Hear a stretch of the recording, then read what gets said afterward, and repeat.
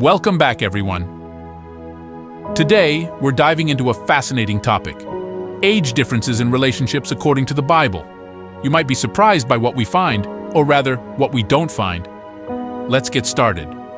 If you search the Bible for details on age differences in relationships, you'll discover something intriguing. The Bible rarely mentions the ages of individuals, especially when it comes to married couples.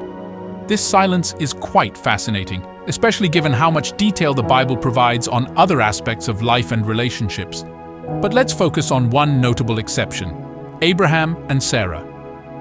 In Genesis 17:17, we see a moment of disbelief from Abraham. When God promises him that he and Sarah will be the progenitors of many nations, Abraham falls face down, laughs, and thinks to himself, will a son be born to a man 100 years old? Will Sarah bear a child at the age of 90? This passage reveals that Abraham was 100 years old, and Sarah was 90 when God made this promise, indicating a 10-year age difference between them. This difference is noteworthy, but not extraordinary. It provides a rare glimpse into the ages of a biblical couple, but beyond Abraham and Sarah, the ages of couples in the Bible remain largely unknown. Now let's delve deeper into what this exception tells us and why it stands out. The story of Abraham and Sarah is pivotal in the Bible. Abraham is often called the father of faith, and Sarah, his wife, plays a crucial role in the narrative of God's covenant with humanity. Their ages are mentioned at critical moments, perhaps to highlight the miraculous nature of God's promises and the extraordinary faith required to believe in them. When Abraham questioned the possibility of having a child at such an advanced age, it wasn't just about their physical capabilities. It was a testament to the faith required to trust in God's plan despite seemingly impossible circumstances. This context makes their age difference significant not just as a factual detail, but as a part of the broader narrative of faith, promise, and fulfillment in God's plan. Beyond Abraham and Sarah, the Bible doesn't provide explicit details about the ages of other married couples.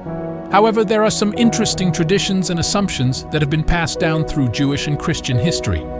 For instance, let's talk about Boaz and Ruth. In the book of Ruth, it is often assumed that Boaz was significantly older than Ruth. This assumption arises from a passage in Ruth 3:10, where Boaz praises Ruth for her loyalty and says, "The Lord bless you, my daughter. This kindness is greater than that which you showed earlier. You have not run after the younger men, whether rich or poor."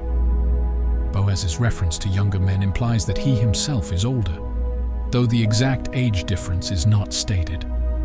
Jewish traditions, such as those found in the Mishnah and Midrashic literature like Ruth Rabbah, suggest that Boaz was 80 years old and Ruth was 40. While these texts provide insight into how these stories were interpreted by later Jewish scholars, it's important to remember that these are not direct biblical accounts. These interpretations add layers to our understanding, but should be seen as supplementary rather than definitive. These traditions highlight how cultural and historical contexts can shape our understanding of biblical narratives. The assumption about Boaz and Ruth's ages may reflect societal norms and values of the time when these interpretations were made. In the ancient world, marriages often had significant age gaps, partly due to the societal structures and life expectancies. Ruth's story is not just about her relationship with Boaz, but also about loyalty, redemption, and God's providence. The emphasis on Boaz's age in later interpretations underscores the wisdom and stability he brought to Ruth's life, which were highly valued traits in ancient times.